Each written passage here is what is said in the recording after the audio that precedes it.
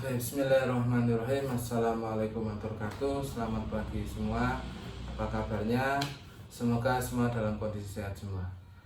Gawe anak luwih gampang, tapi ngedekno anak iku luwih angel. Saksikan tayangan saya. Sebelumnya kita baper dulu.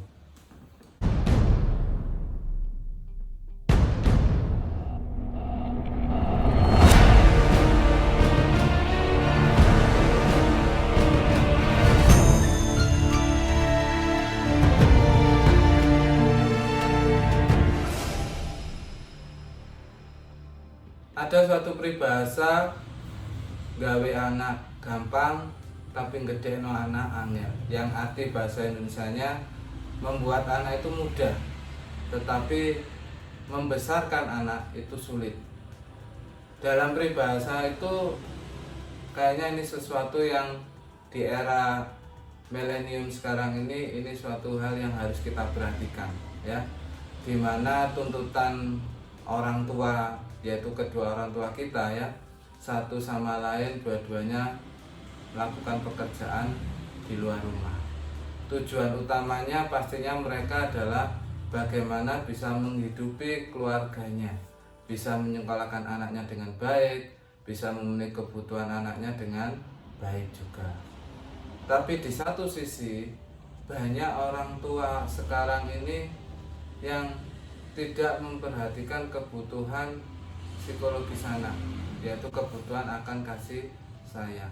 Jarang sekali dari kita mungkin meluangkan waktu yang banyak untuk memperhatikan anak. Padahal di sini di usia perkembangan anak sangat membutuhkan perhatian dari orang tua. Ini yang menjadi perhatian kita bersama. Ini sebuah dilema yang kita harus hadapi. Apakah di sini kita harus dua-duanya bekerja untuk mencukupi kebutuhan anak, sedangkan di satu sisi kalau kita bekerja dua-duanya, perkembangan anak juga tidak menjadi baik. Akan saya sampaikan di sini 6 hal sisi negatif bila anak tidak ada yang memberikan perhatian, atau di sini bila kedua orang tua kita bekerja, sisi negatifnya terhadap anak apa aja. Ini saya akan sampaikan kepada teman-teman, ya.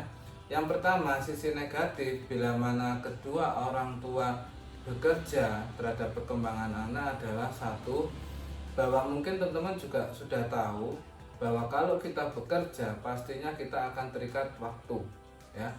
Dengan waktu kita yang besar di sebuah pekerjaan atau di perusahaan misalkan, waktu kita kepada anak itu sangat sedikit, sehingga seorang ibu atau orang tua, ya, itu tidak bisa menanamkan nilai-nilai yang seharusnya didapatkan oleh seorang anak. Misalkan nilai yang saya maksud di sini, pada saat dengan orang tua kita harus bicaranya santun. Ini contoh sebuah nilai gitu, ya. Misalkan lagi terhadap barang-barang yang sudah dipakai itu harus ditata rapi. Nah, ini menanamkan sebuah nilai yang biasanya orang tua ini selalu memberikan bimbingan jika ada di rumah, ya. Ini yang harus Anda perhatikan. Kalau nilai-nilai itu tidak bisa didapat oleh sebuah anak, maka terjadi anak tidak akan tahu mana yang bagus nilai itu atau mana yang nggak bagus. Sehingga peran dari orang tua menanamkan nilai-nilai kepada anak tidak akan didapat kalau kedua-duanya bekerja. Yang kedua yang menjadi perhatian kita adalah seorang anak itu akan merasa kesepian. Merasa kesepian di sini maksudnya adalah bahwa di usia mereka ini masih belum bisa merawat diri mereka sendiri. Mereka akan merasa kesepian karena di satu sisi orang tuanya harus bekerja di luar rumah. Mereka merasa tidak nyaman, mereka merasa gelisah karena tidak ada yang mendengarkan keluh kesah mereka, tidak ada yang mendengarkan apa yang menjadi kendala-kendala mereka, sehingga mereka mendambakan seorang yang bisa berada di dalam dirinya, di sekitar dia pada saat dia ada masalah. Inilah yang nggak akan didapat oleh seorang anak pada saat kedua orang tuanya bekerja, yaitu kebutuhan untuk membantu dia dalam berkembang. Faktor yang ketiga yang menjadi perhatian kita pada saat momen-momen tertentu seperti ulang tahun atau syukuran hari kelahiran dia misalkan, ini momen-momen yang sangat penting bagi anak. Atau pada saat sekolah membutuhkan orang tua untuk hadir di acara, misalkan acara pentas atau seni, orang tua di situ tidak hadir. Gimana pada saat momen-momen yang saya sebutkan tadi, seorang anak membutuhkan sosok orang tua yang hadir dalam dirinya.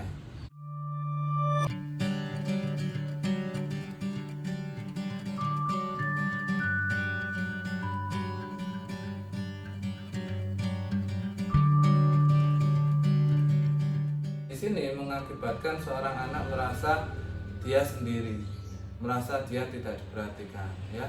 Jadi ini yang menjadi perhatian teman-teman juga. Faktor yang keempat yang menjadi perhatian kita adalah seorang anak kurang akan kebutuhan emosional yang seharusnya dia dapat. Pada saat dia berkembang di usianya saat ini, dia membutuhkan figur-figur yang bisa menjadi toladan dia dalam menghadapi setiap masalah. Anak belum bisa menyelesaikan masalah, anak belum bisa memberikan sebuah solusi yang baik, anak juga belum bisa mengatur dirinya itu harus bagaimana berbuat kalau ada masalah. Nah, ini peran orang tua dengan mendekat dia, misalkan memberikan arahan dia dalam komunikasi, ya, ini menguatkan sisi emosional. Tapi kalau itu tidak terjadi, dalam hal ini orang tua itu bekerja, tidak ada waktu untuk melakukan komunikasi dengan seorang anak. Jadi jangan disalahkan kalau misalkan seorang anak lebih betah di luar daripada di rumah. Ini kenapa terjadi? Karena secara dukungan emosional anak terhadap orang tua ini tidak dia dapatkan. Dia bisa mendapatkan itu di luar. Ya, coba ini menjadi pertimbangan kita untuk kita juga introspeksi kenapa anak kita lebih senang di luar ketimbang berada di rumah atau kumpul kita pada saat kita berada. Faktor kelima yang menjadi perhatian orang tua terhadap sisi negatif anak adalah anak akan merasa diabaikan karena orang tua merasa lebih mementingkan pekerjaannya ketimbang anak. Ini yang harus kita perhatikan. Yang keenam yang menjadi perhatian kita adalah bahwa seorang anak yang melakukan perbuatan kenakalan atau yang melakukan tindakan kriminal misalkan, ini faktor utama terjadi adalah karena faktor keluarga.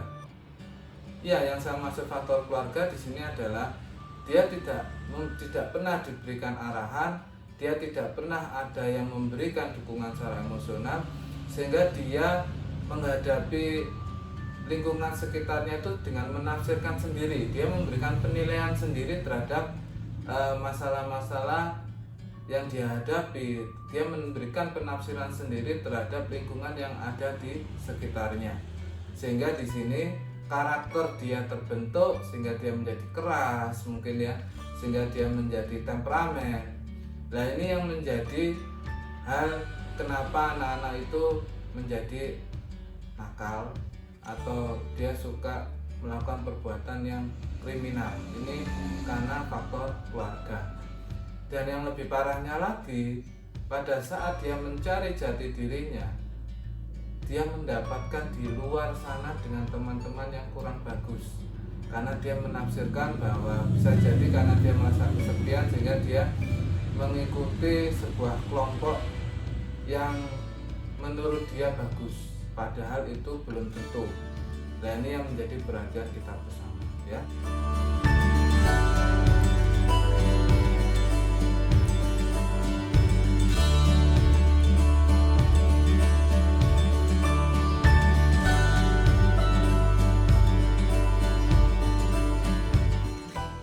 Yang menjadi pertanyaan selanjutnya kepada kita adalah Kalau itu sudah terjadi, anak kita sudah nakal, anak kita ini sudah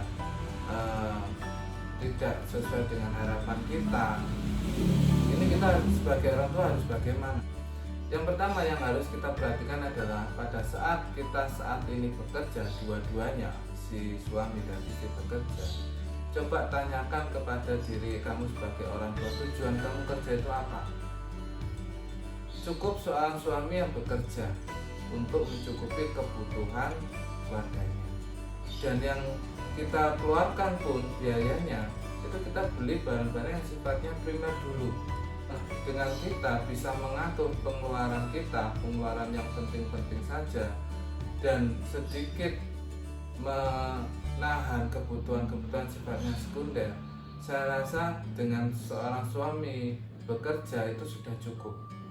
Dan seorang ibu sebagai kodratnya ini berada di rumah dan melakukan perhatian terhadap anak. Saya tidak menganggap kedua-duanya bekerja itu jelek, nah ini sebuah pilihan. Saya cuma memberikan masukan, kalau bisa ada satu orang yang bisa merawat, memberikan arahan, dan memberikan kasih dan sayang terhadap anak, ya.